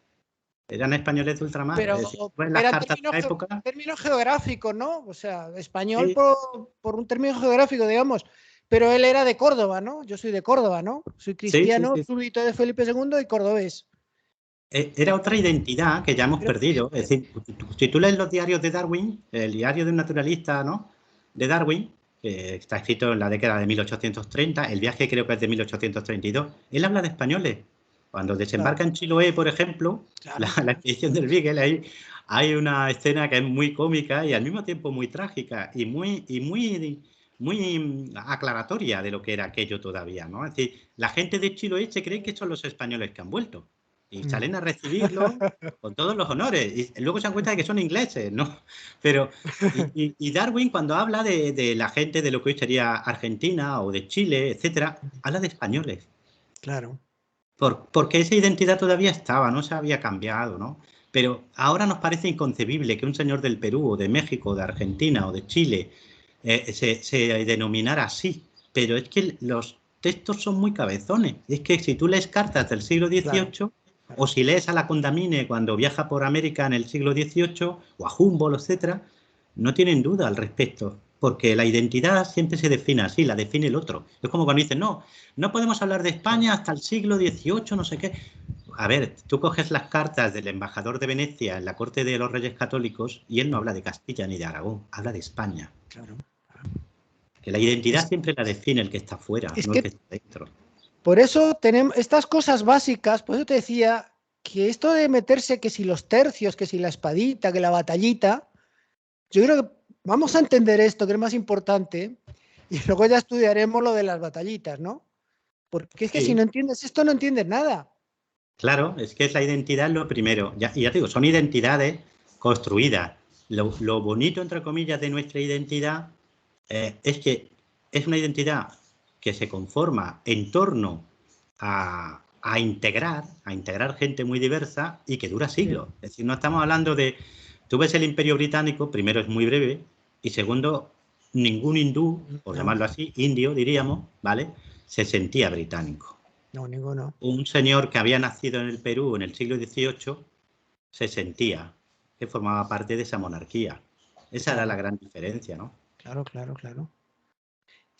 Claro, los británicos se sentían cuando expulsaban a la población nativa y reproducían su sociedad, como en Australia, Nueva Zelanda, pero digamos que era una copia. Bueno, nosotros también hacíamos copia, pero integrando a los nativos. Y ellos hacían copia, pero expulsándolos. Sí, es Entonces, otro modelo, es otro claro, modelo. donde realmente han tenido un imperio colonialista, como la India en otros sitios, pues han pasado sin pena ni gloria, vamos, a nivel cultural, digamos, ni Claro. siquiera se habla su idioma, ni su religión, nada, ¿no?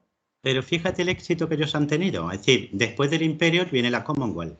Y Mm. un señor de Australia o de Nueva Zelanda o de Sudáfrica o de Canadá peleaba en la Primera Guerra Mundial por Gran Bretaña y en la Segunda, y cuando han llegado a acuerdos, como todavía llegan, son acuerdos beneficiosos para todos basados en lo que les une. Nosotros hemos sido incapaces de hacer eso. Es que nosotros somos muy sociables, pero somos muy individualistas, ¿eh? O sea, Sí, somos incapaces de unirnos para defender nuestros intereses. sí, Aquí exacto. hace mucho la gente la guerra por su cuenta, ¿no? Y así no podemos. Claro. Y Porque como como ellos, además nuestras dirigentes necesitan dividirnos para gobernarnos, bueno, sí pues está ¿dónde se claro. sigue haciendo hincapié? En eso, en la famosa leyenda negra, en el nacionalismo, en el imperialismo, es decir, en lo que nos debe de dividir, no en lo que nos debería de sumar. Porque es más fácil manejar a los mexicanos por separado que manejar al mundo hispanoamericano al completo, Es por que ejemplo. yo opino que si... Es que no me gusta llamarlo imperio porque se confunde con el imperialismo, ¿no? O sea, la gente no distingue el imperio francés del español del inglés. Tú hablas imperio y lo primero que piensa la gente es imperialismo, en explotación, ¿no? Yo prefiero decir monarquía hispánica, ¿no? Pero claro, también se puede decir imperio, aunque Sí, nunca, prácticamente no se usaba el término, ¿no?, de imperio, ¿no? se puede usar porque imperio no es una palabra, es una Ya, ya, el ya. imperio se ha criminalizado por el colonialismo, Por el siglo colonialismo, claro, XIX, efectivamente. XX, pero no es una, en principio es una palabra que lo único que significa es eso, es mando, es poder, no significa otra cosa, ¿no? Y eso fue, también hubo explotación, también hubo marginación, No, pero también hubo crímenes, es decir, pero eso es parte de la historia de la humanidad. Ahora, si la historia te hace un regalo, y a nosotros nos ha hecho un regalo, que es el sí, compartir una lengua, una cultura y una historia propia, lo que es de necios es desecharlo y criminalizarlo, porque te aseguro que los demás no lo han hecho. Es uy, decir, Francia no lo ha hecho con su ya, imperio ya y no lo quisiera hará con el suyo. Dinamarca, Suecia tener ni la décima parte que nosotros, ¿no? Claro, por Y eso, ahí nosotros lo tienes. tenemos y lo despreciamos. Nosotros estamos siendo tontos útiles, porque ya desde 1810 les hemos hecho el juego en aquel momento a nuestros aliados barra enemigos, como era el mundo del Imperio Británico, porque no fue otra cosa, aquello, y seguimos haciéndolo. Es decir, seguimos haciendo ese caldo gordo a nuestros rivales, porque la geopolítica es así de dura. Es decir, lo que tú no preservas se lo lleva otro. Y el mundo hispanoamericano lleva sin preservar su legado y su potencial desde hace 200 años. Pero yo no. Oye, que íbamos a hablar de Bizancio, ¿eh? Pues sí, pero madre mía, ya llevamos una hora. Sí, por eso te lo digo. Pero no pasa nada, hablamos otro día con mucho gusto de Bizancio también. Pues mucho gusto. También he estado dudando de los visigodos, porque es otro tema. Sí. Es que son tantos temas que yo, por eso te decía, es un universo, yo es que me pierdo, ¿no? Entonces, hablas y saltas a la actualidad y la religión y tantas cosas, ¿no? Sí, pero todo está conectado. Si lo bonito de la historia es que la historia es continuidad. Claro. Es como un cuerpo, ¿no? O sea, hay que decir, el cuerpo es el corazón, pero no es el pulmón, ¿no? O sea, tú quítale el corazón y verás. Sí. Si tú vas a una iglesia visigoda, que alguna ha quedado, o vas a ver el tesoro de Guarrazá, que esas coronas maravillosas, eso es arte bizantino realmente, es arte romano de Oriente. Y cuando llegan los árabes y conquistan esa Hispania visigoda, vienen, entre comillas, ya romanizados. Romanizados en el sentido de que traen un legado cultural que deriva directamente del mundo grecorromano. Es decir, al final todo está conectado y lo que salta a América no deja de ser sino la continuación de Roma también. Es decir, el otro día te decía, por ejemplo, vamos a reivindicar las etimologías de San Isidoro. Un libro escrito en el año 6, que empieza a escribirse hacia el 621, que se termina, si no me falla la memoria, hacia el 633, que es una enciclopedia. O sea, que fue única en Europa, ¿no? Única, Sí. No había Ahí nada está parecido. todo, pero no solo recopilado, no solo recopilar todo lo que se sabía sobre arquitectura, sobre medicina, sobre ingeniería, sobre derecho, sobre geografía, sobre botánica, no solo eso, sino adaptado a la nueva mentalidad, y con ese libro se educan en toda Europa hasta el siglo XIV. Madre mía. Un señor de un monasterio inglés o en una corte de Borgoña en el siglo XIV empezaba por las etimologías de San Isidoro. Y se escribe aquí en el siglo VII.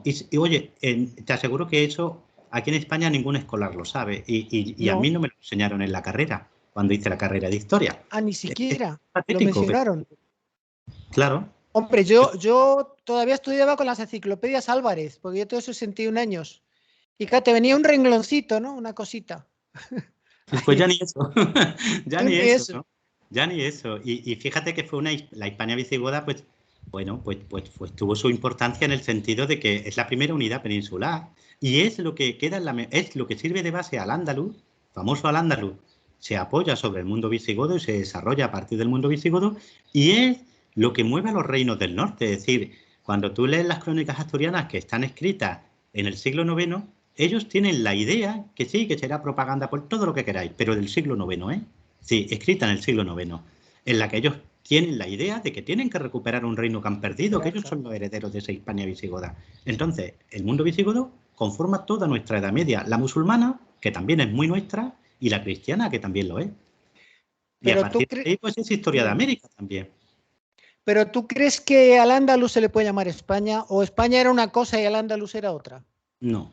Eso es lo que te vuelvo a decir. No nos pueden robar nuestro pasado. Nuestro pasado es tan hispano es el califato cordobés del siglo X como las Asturias del siglo VIII. Porque tú sabes el cálculo que hacemos más optimista de cuántos árabes entraron en la península ibérica. 50.000 en todo el periodo. ¿Cuántos bereberes? Tirando por lo alto 200.000. ¿Qué población había en Hispania? De 5 a 6 millones. Son señores que se convierten al Islam, que se educan, que todavía en el siglo IX la mayor parte de la población en Al-Ándalus hablaba una lengua derivada del latín. Si tú hubieras viajado por Al-Ándalus en el año 850, te hubieras dado cuenta de que la inmensa mayor parte de la gente, exceptuando las élites, hablaba una lengua que era la continuación de lo que habían hablado en el siglo VIII, como es lógico. Es decir, es tan historia nuestra como la de Castilla. Es decir, y tan nefastos que nos quieran privar de una como de la otra, ¿no? Otra cosa es que al final nuestra historia deriva en que es una lucha muy dura y al final se impone digamos, la parte más ligada, más estrechamente ligada a lo que había sido Roma y al cristianismo, ¿no? Y digamos que, entre comillas, es la parte más europea, pero entre comillas, Claro. ¿no? Pero tan europeo es al-Ándalus como Castilla, ¿no? Lo que pasa es que, claro, es una dialéctica, es un enfrentamiento continuo y al final se impone una parte sobre otra y bien está que así haya sido, ¿no? Porque es nuestra historia. Pero eso no nos priva tampoco de sentirnos orgullosos de lo otro, es decir, de la mezquita de Córdoba, de los grandes y maravillosos científicos del siglo X, de los poetas del siglo XI en Al-Ándalus, todo eso también es nuestro, es hispano.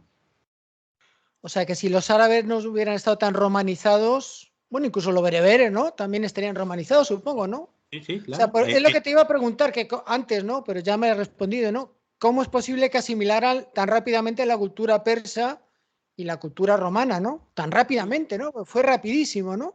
Claro, claro. Y Sí, además es que lo hicieron tienes también ahí. una sociedad de ciudades también, ¿no? Era una sociedad de ciudades. Sí, sí, sí, es que es así. Si tú rascas, mira, si tú rascas, te vas de nuevo, volvemos a lo mismo. Vamos a la época. ¿Sabes cómo se llaman los documentos que se han conservado? Porque en Egipto lo bueno es que el papiro se conserva muy bien. Si Ah. tú coges, cuando los árabes conquistan Egipto, que era el gran motor económico del mundo antiguo, ellos no tocan nada. La administración romana sigue igual, la bizantina sigue igual, es decir, pero siguen los mismos señores, es decir, los mismos gobernadores, los mismos funcionarios, siguen escribiendo en griego y en copto. Por ejemplo, cuando le escribe un funcionario al emir árabe que gobierna el sur de Egipto, la Tebaida, en la carta escrita en griego, estamos hablando 100 años después de la conquista árabe, en la carta escrita en griego, este funcionario se dirige a él como Dux Tebaidos, duque de la Tebaida. No ha cambiado nada. Es decir, Claro, simple y llanamente han sustituido una élite dirigente por otra. Y eso por ocurre otra, aquí también. claro. Los bereberes del norte de África que se islamizan previamente habían estado cristianizados. Y la lengua latina en el norte de África, los safaricas, como decían los árabes, todavía en el siglo XII seguían hablando latín y seguían formando grandes comunidades en lo que hoy es Argelia y Túnez. Sí, 500 años después de la conquista. En mi Imagínate. ciudad, en Granada, la población mozárabe desaparece en el siglo XII, a mediados del siglo XII. Es decir, estamos hablando de cambios muy lentos y de una aculturación progresiva. Fue conquista, ¿eh? Como todas las conquistas, fue violenta. Pero es que las conquistas son así, la romana, la árabe, la española de América. Es decir, yo no conozco ningún cambio en la humanidad que no se haya basado Pero en la bueno, fuerza. yo creo que la conquista de América fue la menos violenta, ¿eh?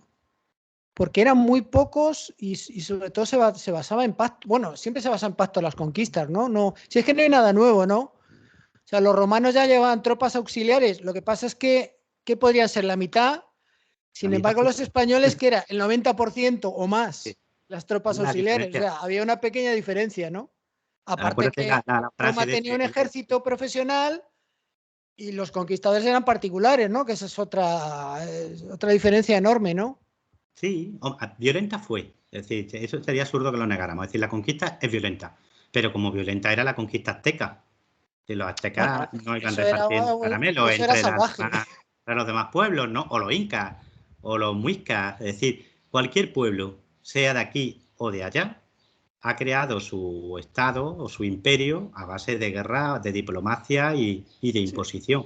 La la diferencia guerra es la que tú dices, es decir, que, bueno, pues que 100 años después de la conquista, pues había hospitales en México, universidades en Perú. rápido. Sí, eso es algo nuevo. Eso es muy parecido al Imperio Claro. Persa o al Imperio Romano, pero no otro modelo de imperio. Si tú vas a la Bélgica del año 1960, cuando se independiza el Congo, había No un, había nada. y esto es literal, había un par de docenas de universitarios en un país de 2,5 millones de kilómetros cuadrados. Imagínate. Tú dime cuántas universidades había en América en 1825. Qué barbaridad. Pues había Esa es como la 20, diferencia, el 25. modelo de imperio, ¿no? Eso es nuestra historia. Igual que te digo antes que Al-Ándalus es nuestra historia y sería absurdo no admitir que forma parte de nosotros, pues para un peruano o un mexicano sería absurdo negar que eso es su historia, porque es privarse de más de 300 años de su propia historia. Es Es absurdo. que lo que no entienden es que se pasó del paleolítico, del neolítico, en 50 o 100 años se les trajo a la edad moderna, ¿no? Yo creo que no ha habido una cosa O sea, pasaron, yo he visto, mira, que hay una cosa que es un arado, no, tiene un nombre, que es un palo con una pala. Y ese es, y todavía lo usan, ¿eh? Sí, Imagínate labrar un campo con un palo, ¿no? sí, sí, Lo que sí, se pondría para esa gente una yunta de bueyes con un arado, ¿no? De metálico. claro. Fue una Increíble, revolución ¿no? O a sea, todos como los si niveles. nosotros nos da una tecnología, yo qué sé, no sé. No sabría decirte, ¿no? O sea, Sí, sí, sí, para sí. ellos tuvo que ser alucinante, vamos. Sí, y no solo fue alucinante, sino que participaron de ello. Claro, Es claro. decir, Obviamente. es que la nobleza incaica o la nobleza tlaxcalteca pues se integra en ese modelo y Sí, funcionan sí. y siguen enriqueciéndose y siguen progresando y para muchos pueblos pues la conquista fue una liberación porque Sí, para la mayoría. lo que había antes entre comillas para algunos de esos pueblos, para otros no, para otros fue un colapso y una catástrofe absoluta, ¿no? Por ejemplo, para los mexicas, para los aztecas pues fue una catástrofe, pero para otros muchos que estaban bajo su yugo, pues fue una liberación, porque la situación Pero, fue mejor. pero aún así, dentro de los mexicas había una facción que representaba a Moctezuma que estaba a favor de los españoles, ¿eh? Es que estaban todos muy divididos. Claro, y lo mismo que pasó aquí. ¿Qué pasó aquí cuando llegan los árabes? Pues había una facción, 2/3 probablemente de la nobleza visigoda, pues que estaba dispuesta a colaborar con los invasores y que Mm. colaboraron y que se integraron. Es Sara la Gorda, por peligroso. O ejemplo, una sea, señora que se llama Sara. Pues esta querían señora era usarlos, nieta pero de los Luis usaron Vicente. a ellos. ¿No? Claro, Querían usarlos a los invasores, pero los invasores los usaron a ellos, ¿no? sí, pues, sí, en cierto, sí, pero también se Muy, muy integraron, porque peligroso. sí, mira, el primer valí, el primer gobernador musulmán de Hispania, de Al-Ándalus, es Sí, Abdelazid, que es hijo del conquistador de Musa, ¿no? ¿Con quién se sí. casa? Con Egilona, con la mujer de Rodrigo, el último rey visigodo. Eh, Algunas de las familias más ricas y poderosas de Al-Ándalus, su línea era visigoda. Por ejemplo, cuando Sara la Goda, que es una de las terratenientes más ricas de Al-Ándalus a mediados del siglo VIII, le intenta a un tío privar de sus tierras, lo que hace ella es montarse en un barco que ella misma arma en Mm, Sevilla, se va a Damasco y le dice al califa, oye, que mi padre mm. firmó un acuerdo y que tal y cual, y el califa le devuelve sus fincas. Es decir, que la nobleza visigoda, una parte importante se va al norte, Claro. pero buena parte de esa nobleza pues se integró, colaboró, prosperó. Es decir, y lo mismo pasa en América. En América pasa igual. Hay una parte de la nobleza, pues de la nobleza me refiero a amerindia o como Sí, sí, queramos sí. llamarla, indígena, como queramos llamarlo, Indígena. que India. se integra y que prospera y otra parte que resiste y que desaparece, porque esos son procesos de conquista. Así funciona. No está claro. Es que todo esto es apasionante, por eso es que es inabarcable. Es que Sí, es sí, tan sí. grande, Es lo es bueno de tan la grande historia. que, Es lo bueno. en fin. Bueno, pues llevamos ya 1 hora y 20. Si quieres ya lo dejamos aquí porque la gente, sabes que más de hora y media, o Sí, lo sea, dejamos no y quiero si quieres señalar a otro día nadie, hablamos. no Si quiero quieres un día señalar, quedamos pero para esos Bizancio, para directos, Islam, para lo que tú quieras. pues yo, vamos, yo puedo estar horas y horas aquí preguntando, ¿no? Yo, Yo no sé, yo pero sabes, te puedo preguntar, pues porque realmente ahí te lo dejo yo cuando tú quieras. necesito responder muchas preguntas, ¿no? Porque te Pues vas retrocediendo, ¿no? O sea, fui viendo lo que era el reino visigodo de verdad, ¿no? Porque siempre te cuentan la batallita esta que si eran germánicos, que si bueno, que ellos iban por libre, que no, y no tiene nada que ver, o sea, quien hace España son ellos. sí, sí. O sea, la Mira, España, además digamos, ellos llegan autónoma. aquí, España ya ellos existía con llegan los aquí romanos, pero era parte de exacto, otra cosa. Pero la España autónoma la hacen los visigodos, está clarísimo, sí. vamos. El primer reino peninsular lo crean ellos y lo Claro, llamaban así, Hispania, ¿eh? Pero con España, esas letras. Es España. decir, que ellos no, que si tú lees los textos de la época, a ver, no hay un acta notarial del siglo VII que diga hemos creado el reino de Hispania, no. Pero si te vas a los concilios, a las vidas de los santos, a las cartas que se intercambiaban en la época, el término que aparece es Hispania, España, Hispania. Ese es el Claro. término que se usa. Y no les consta. Incluso era el término que lo englobaba todo. Por ejemplo, cuando ellos en la legislación, en algunas de las entradas del famoso Liber Judiciorum o en los concilios, cuando quieren referirse a todo el reino, usan la palabra Hispania. Aunque haya Sí. parte de la Galia, que había una parte de la Galia, y aunque a veces designaban a una parte del reino como Galaecia, si se trataba de hablar de todo, usaban la palabra Hispania. Oye, y ahora que me viene a la cabeza, ¿y la Mauritania tingitana, tú crees que formaba parte de Hispania o no? La Mauritania Tingitana formó parte de la diócesis hispaniarum, es decir, de la división administrativa romana que se funda a finales del siglo III.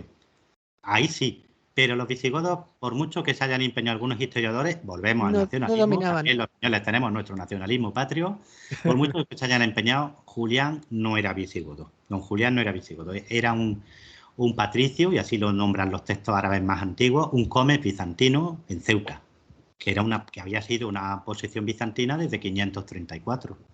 Luego hay historiadores de aquí, algunos de ellos muy relevantes, muy importantes, que siguen manteniendo una y otra vez que los visigodos conquistaron Ceuta y Tánger. Eso, Sí. los textos No de es la verdad. época no se sostiene. Y en relación a esto, bueno, cambiando un poco el tema, ¿tú no crees que Isabel la Católica, esto es una cosa que me van a tirar piedras los hispanistas, ¿no? ¿No crees que Isabel la Católica traicionó la política de Castilla de seguir la reconquista en el norte de África y se plegó a la política de su esposo?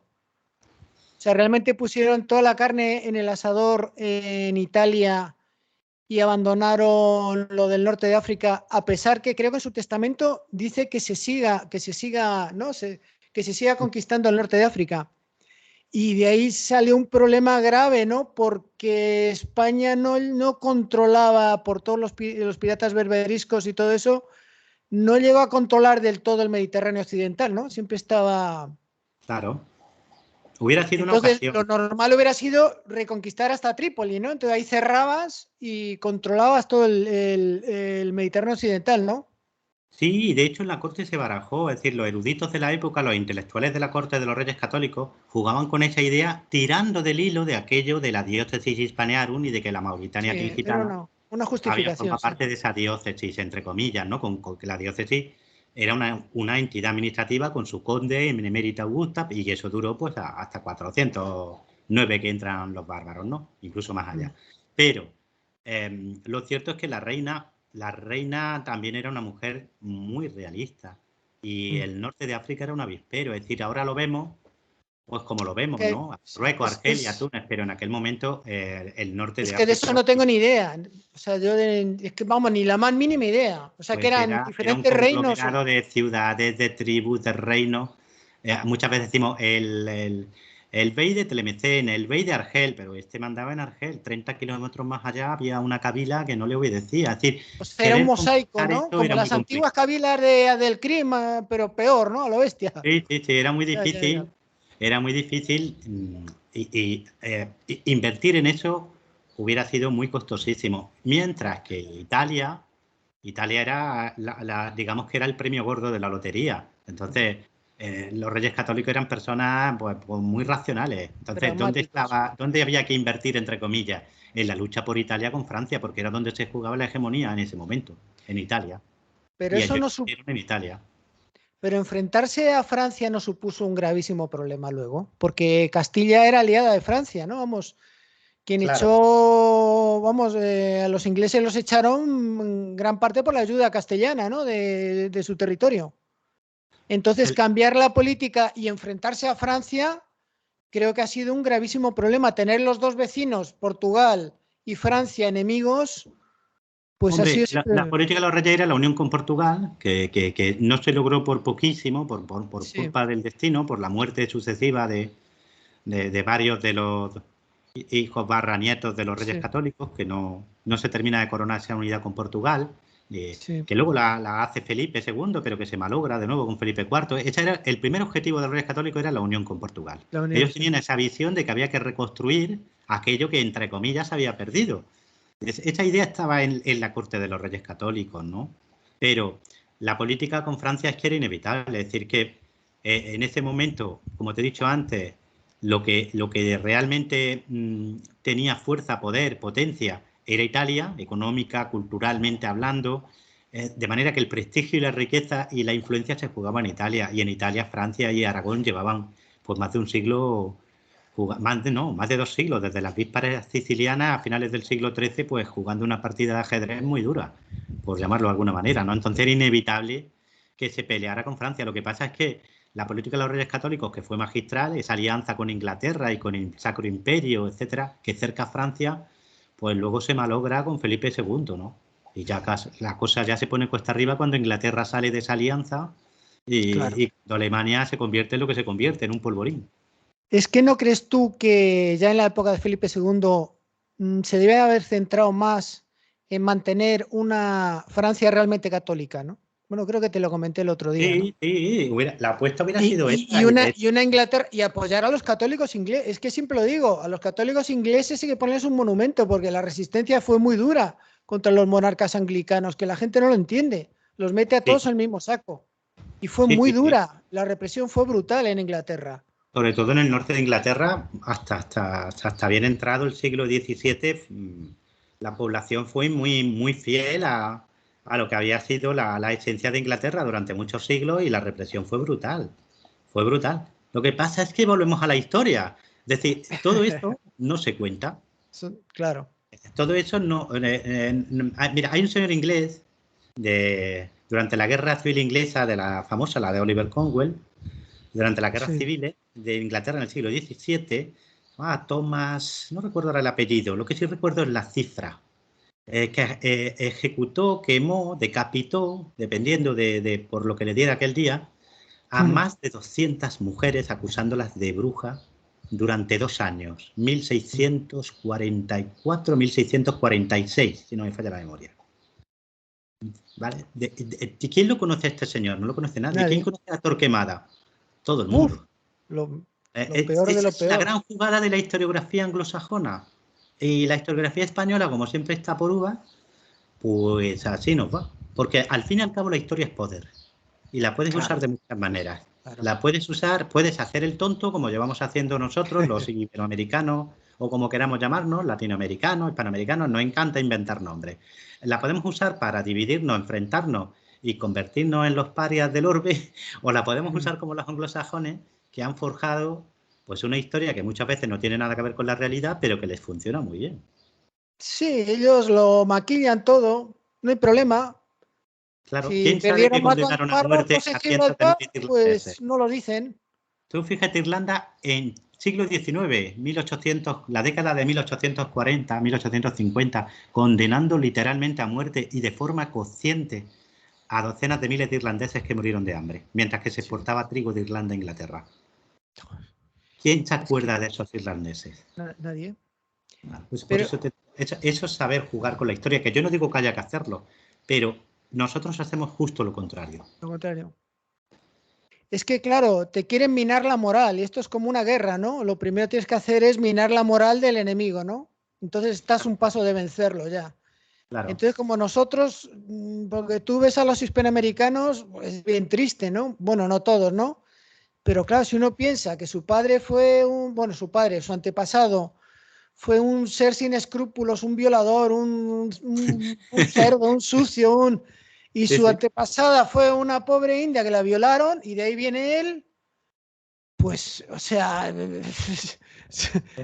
muy es triste. que ya ahí empiezas mal en la vida. Mucha gente lo Una identidad piensa. acomplejada, como digo yo, es tener Claro, una identidad complejo, acomplejada. complejo.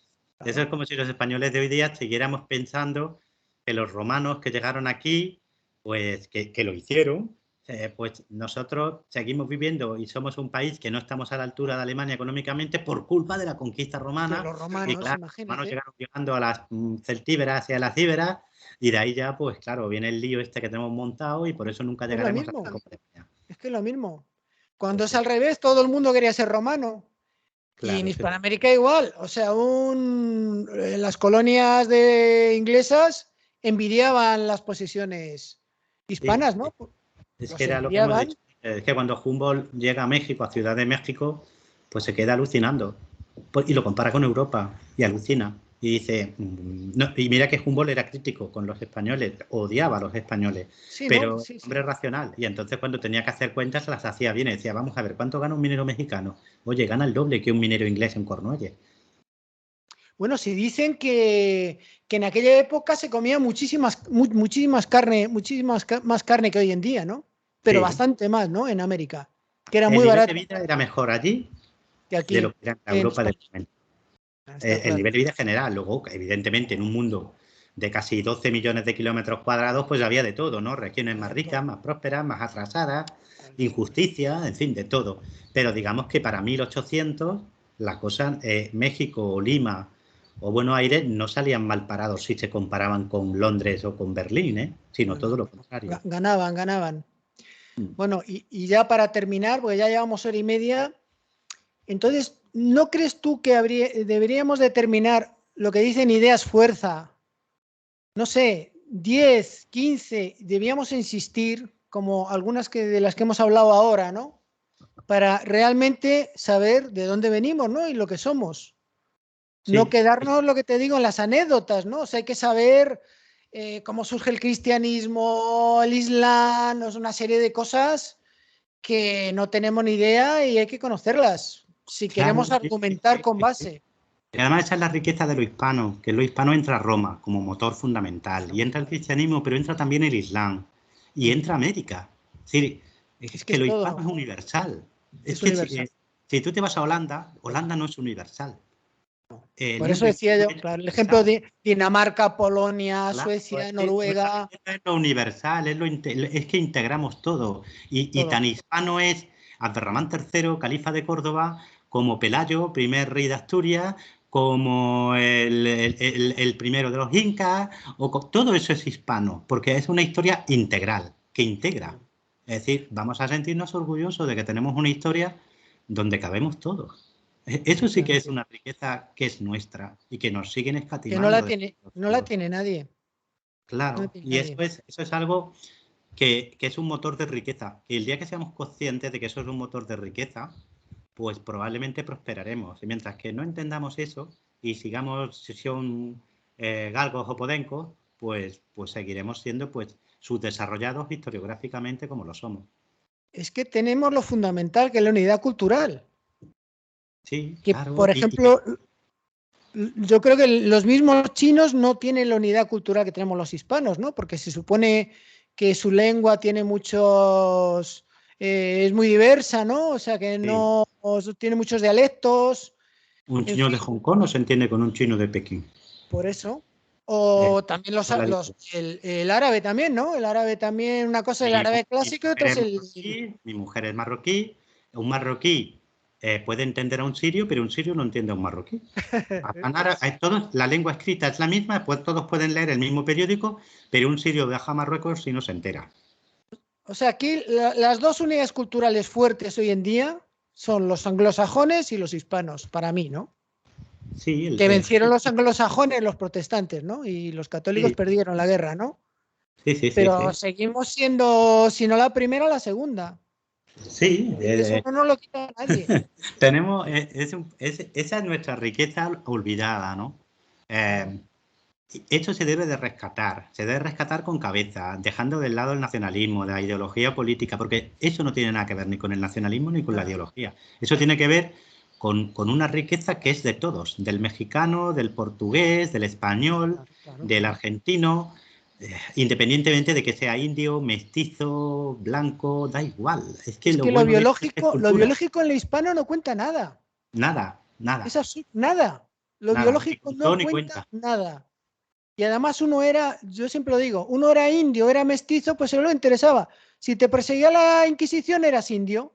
Si querías otro tipo de favor, era mestizo. O sea, así, Sí, así de básico y así de simple, ¿no? O sí, sea, hay mucha sí. gente que piensa que eso era, yo qué sé, como las castas estas de la India, ¿no? Que tú eras de una casta y te morías de asco, ¿no? En absoluto. Era una cosa súper flexible, vamos. Yo siempre digo lo mismo, basta con la iconografía. Si uno se dedica a ver, por ejemplo, retratos hechos en México en el siglo XVIII, Sí, lienzos pintados en México en el siglo XVIII, es decir, en pleno virreinato, se va a sí, llevar una sorpresa viendo sí. las caras de las personas que son personas de mucho dinero que están representados en esos lienzos. Hay varios cientos de lienzos pintados en México en el siglo XVIII. Que la gente haga la prueba, están todos en internet. Se van a llevar una sorpresa. Que me digan cuántos rostros 100% europeos y cuántos rostros amerindios están pintados en esos lienzos que representan a personajes importantes, influyentes del Claro. virreinato. Es que lo del racismo no tiene nada que ver con nosotros. Eso es un tema de los nórdicos. Nosotros el racismo nunca hemos sido racistas, jamás. Entonces que nos tachen de racistas a nosotros es de risa, ¿no?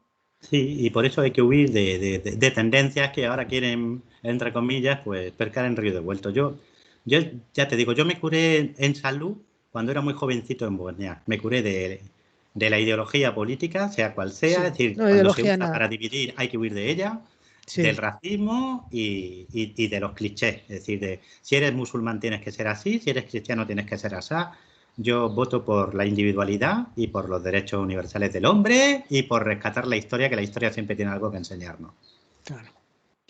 Bueno, pues con esta frase tan bonita cerramos, si te parece. Sí, claro que Ha, sí. ha estado muy interesante y cuando quieras seguimos hablando porque como esto hay tanto de lo que Cuando tú hablar, quieras. tantísimo. Yo de luego tengo unas lagunas enormes, ¿no? Vamos, yo digo que lagunas no, son océanos lo que tengo, ¿no? Todos las Poco, tenemos poco a y así es poco, como las cubrimos, charlando e poco a poco, intercambiando saberes. poco a poco voy aprendiendo, poco a poco, poco a poco. Sí, sí, sí. Aquí en mi pueblo la gente de campo decía una cosa que se decía en toda España, que era entre todos lo sabemos todo, ¿no? Así que de Ay, eso se trata, de compartir. claro, claro, claro, el conocimiento hay que compartirlo, está Sí, sí, clarísimo. claro que sí. Es que si no es ridículo. Bueno, pues José, ha sido un placer. Muchas gracias por venir al canal y esto seguro le va a encantar a la gente. O sea, ahora Pues mismo lo igualmente te subo para que... digo, muchas gracias por invitarme y hablamos cuando tú quieras y adelante, que estás haciendo una labor muy bonita y muy necesaria. Muchísimas gracias, muchísimas gracias.